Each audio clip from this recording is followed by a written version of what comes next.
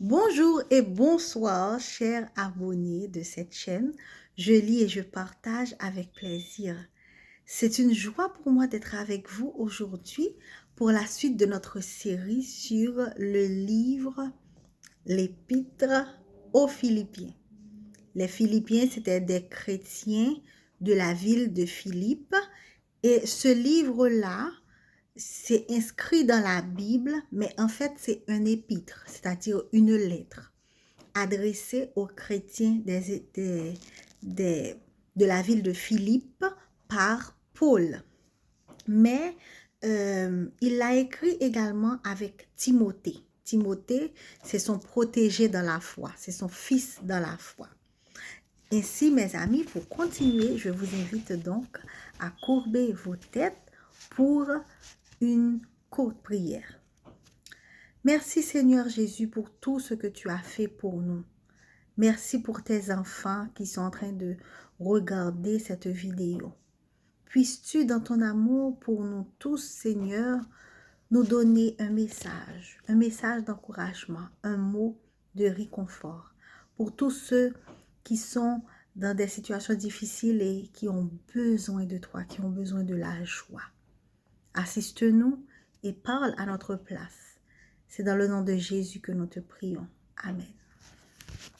Alors, mes frères et mes sœurs, nous continuons avec notre étude. Jusque-là, nous pourrons jamais commencer à lire livre Épître aux Philippiens. Nous pourrons jamais commencer. Mais d'abord, je dois vous dire que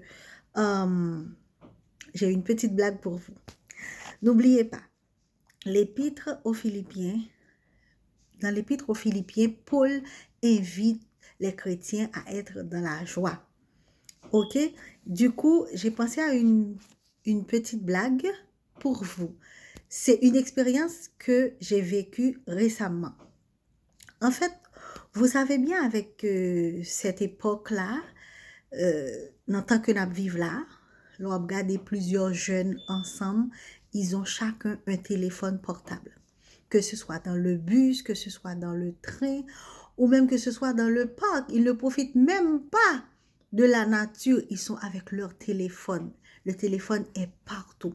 Ils sont sur Instagram, sur Snapchat, mais je sais pas, sur YouTube, sur TikTok, etc. Vous connaissez mieux que moi les réseaux sociaux.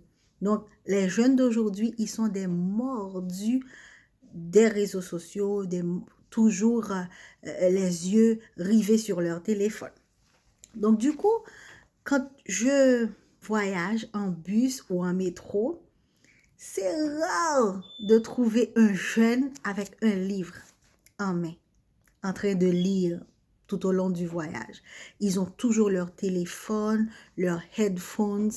Donc, ils sont plongés là-dedans dans la technologie.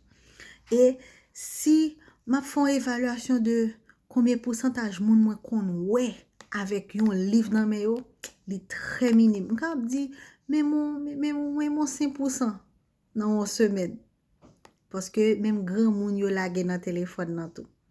Donc du coup, c'est pas facile de trouver quelqu'un en train de lire un livre. Wow, pour moun tap li la Bible. Le plus souvent, si quantité moun ouais qui appelle livre, c'est toujours un roman, voyez, c'est toujours quelque chose d'autre. Ou du moins, si tu peux voir un jeune en train de lire un livre de cours, par exemple, en matière. Mais c'est rare de trouver les gens en train de lire la Bible.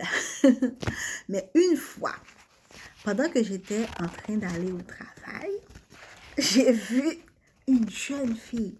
Bon, on dit entre l'adolescence et l'âge adulte. Puis elle est assise, sérieusement, en train de lire. Et moi, je me suis dit, oh, dans ma tête, hein, une jeune en train de lire la Bible. Et c'est étonnant. Et puis, vous savez ce qui m'est passé par la tête? J'ai eu premièrement l'idée de lui demander, mais qu'est-ce que tu lis? Quel livre tu lis? Puis, non, je me suis dit, non, Corinne, c'est trop envahissant de ta part. Ok, j'ai rien dit. Mais j'étais tellement contente.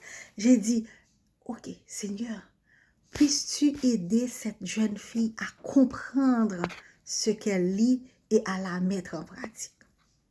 Et puis, j'étais là assise, toute contente parce que c'est la première fois moi ouais un bagay comme ça.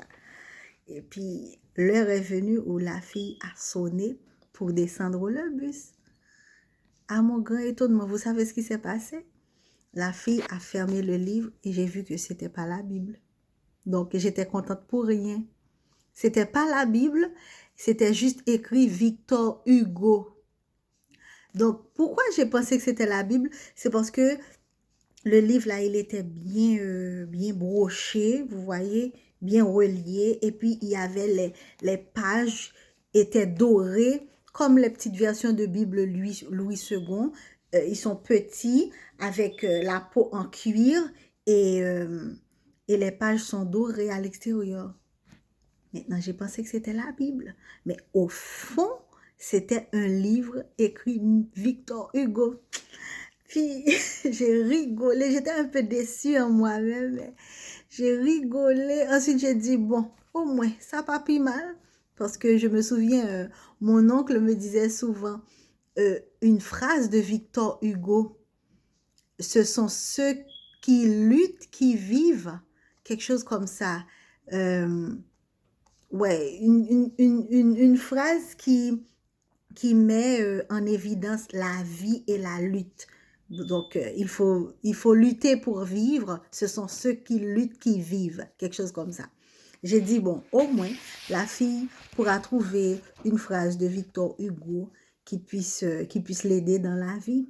Mais vous voyez, c'est vraiment, c'est une blague, mais c'est juste pour vous dire que les gens, ils ne connaissent pas tous toutes les bonnes choses qui existent dans ce livre, dans ce trésor.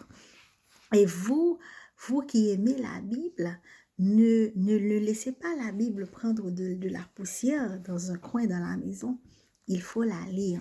Et justement, mes amis, depuis le début de cette série, on a commencé à parler, à partager vraiment la lettre de Paul aux chrétiens de Philippe.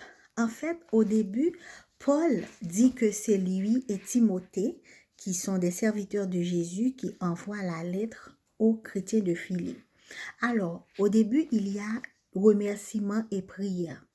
Je rends grâce à mon Dieu de tout le souvenir que je garde de vous, ne cessant dans toutes mes prières pour vous tous de manifester ma joie au sujet de l'apport que vous prenez à l'Évangile depuis le premier jour jusqu'à maintenant. Je suis persuadée que celui qui a commencé en vous cette bonne œuvre la rendra parfaite pour le jour de Jésus-Christ. Donc, vous voyez comment quelqu'un qui peut être en prison écrire à d'autres personnes pour les encourager, pour les, pour les fortifier, pour leur partager de la joie. Donc, vous comprenez, mes amis, Paul en prison, il devait être triste, il devait être tourmenté, il devait être traumatisé, mais au contraire, il envoyait des messages de paix, des messages de joie à ses amis.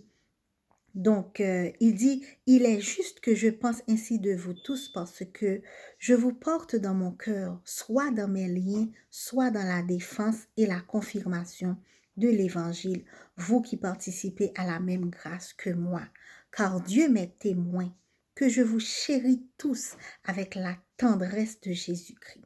Et ce que je demande dans mes prières, c'est que votre amour augmente de plus en plus en connaissance et en pleine intelligence pour le discernement des choses les meilleures, afin que vous soyez purs et irréprochables pour le jour de Jésus-Christ, remplis de fruits de justice qui est par Jésus-Christ à la gloire et à la louange de Dieu. Donc, mes amis, ce qu'on peut tirer de tout cela, c'est qu'au début de la lettre aux Philippiens, Paul profite pour les encourager et aussi pour dire de bonnes choses, pour bénir ces chrétiens-là. Donc, mes amis, si on peut prendre exemple sur Paul, rapidement, nous avons l'obligation, ok, nous avons la responsabilité de nous bénir les uns les autres. Vous voyez, si vous devez parler à quelqu'un, si vous devez vous adresser à une personne, dites plutôt des paroles de bénédiction, des paroles qui élèvent au lieu de paroles qui détruisent, au lieu de paroles qui rabaissent. Il y a aussi une autre partie dans Philippiens 1 à partir du verset 12, je trouve qui est très importante et qui m'a marqué. En fait, le titre c'est Les chaînes de Paul font progresser l'évangile. Là, il y a une partie vraiment que je tiens à, à, à mettre l'emphase sur parce que, bon, je vais lire la partie et ensuite je vais faire le commentaire. Je veux que vous sachiez, frères, que ce qui m'est arrivé a plutôt contribué au progrès de l'Évangile. En effet, dans tout le prétoire et partout ailleurs, nul n'ignore que c'est pour Christ que je suis dans les liens. Et la plupart des frères dans le Seigneur, encouragés par mes liens, ont plus d'assurance pour annoncer sans crainte la parole. Quelques-uns, il est vrai, prêchent Christ par envie et par esprit de dispute, mais d'autres le prêchent avec des dispositions bienveillantes. Ceux-ci agissent par amour, sachant que je suis établi pour la défense de l'Évangile, tandis que ceux-là, animés d'un esprit de dispute, annoncent Christ par des motifs qui ne sont pas purs et avec la pensée de me susciter quelques tribulations dans mes liens. Qu'importe. De toute manière, que ce soit pour l'apparence, que ce soit sincèrement, Christ n'est pas moins annoncé. Je m'en réjouis et je m'en réjouirai encore. Vous savez, quand j'ai lu cette partie, j'ai trouvé ça un peu, bon, pas bizarre, mais franchement, vous savez, à l'église, il y a plusieurs catégories de personnes. Il y en a qui prêchent l'évangile avec vraiment amour, avec beaucoup d'amour, avec beaucoup de sincérité. Mais il y en a d'autres qui prêchent l'évangile également, mais dans un esprit de dispute. En fait, Paul n'est pas en train de juger, n'est pas en train de condamner ceux qui le font par esprit de dispute. Il dit, bon, moi-même, moi, pas de problème. Depuis c'est l'évangile qu'a prêché, moi, pas de problème. Quitte mon n'a esprit de dispute, quitte mon n'a pas esprit de dispute, c'est l'évangile qu'a prêché, moi-même, moi, content. Ok? Donc, une leçon à tirer de tout ça, c'est que peu importe la façon dont l'œuvre de Dieu aujourd'hui peut être mal jugée, je peux dire, parce que nous sommes des humains, nous, nous, nous voulons faire plaisir à Dieu, mais il y a vraiment nos faiblesses qui nous empêchent de le faire de façon sincère.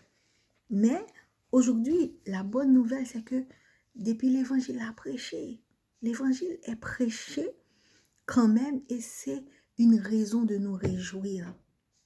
On n'a pas besoin de passer notre temps à discuter, à nous plaindre, à juger, à condamner les autres qui le font par esprit de dispute, parce que l'essentiel est fait, l'évangile est proclamé. Donc, j'ai voulu attirer votre attention sur cela. En fait, nous, dans le livre, dans l'épître, ça, que Paul pas sous parler en rien pour décourager mon il pas sous ça du tout. En fait, je vois en Paul quelqu'un qui voit le verre à moitié plein, comparé à une série de monde qui toujours est côté négatif là, dans une situation. Eh bien, Paul, lui, il voit le côté positif. Il voit le verre à moitié plein. Alors, mes amis, n'est-ce pas une leçon pour nous aujourd'hui? Au milieu de toute différence qui est capable de gagner, au milieu de toute irrégularité qui est capable de gagner, essayons, efforçons-nous toujours de voir les choses d'une façon positive. Vraiment, une autre manière de toujours avoir la joie. Alors, mes amis, nous avons vu deux choses aujourd'hui dans ce livre très intéressant. Bénir les autres, parler bien des autres, ok? Prononcer des paroles de bénédiction, des paroles encourageantes envers les autres. Ça permet de maintenir la joie. Et aussi, faites tout ce qui est en votre pouvoir pour voir le verre à moitié plein. Toujours. Réjouissez-vous toujours dans le Seigneur. C'est ce qu'il est dit dans ce livre. Et je vous encourage, mes chers amis, à avoir cette joie, à posséder cette joie en Jésus-Christ. Alors, c'est tout pour aujourd'hui. Je suis sûre que vous avez passé un très bon moment à m'écouter. Alors, si vous l'avez trouvé aussi intéressante, je vous prie de l'aimer, de liker et de partager. Sinon, j'ai une petite question à vous poser. Vous pouvez écrire en commentaire. C'est quoi pour vous la joie? Qu'est-ce qui vous donne de la joie dans votre vie? Essayez de répondre à cette question au bas dans la partie commentaire. Premièrement, je pourrais donner un élément de réponse. Par exemple, j'ai réussi un examen. Ça me donne de la joie, non? Ok. Alors, proposez-moi, ou du moins écrivez des situations dans lesquelles vous éprouvez de la joie. Sinon, je vous donne rendez-vous à bientôt pour une autre vidéo sur cette série, le livre de Philippiens. Voilà. Et que Dieu vous bénisse et restez toujours joyeux.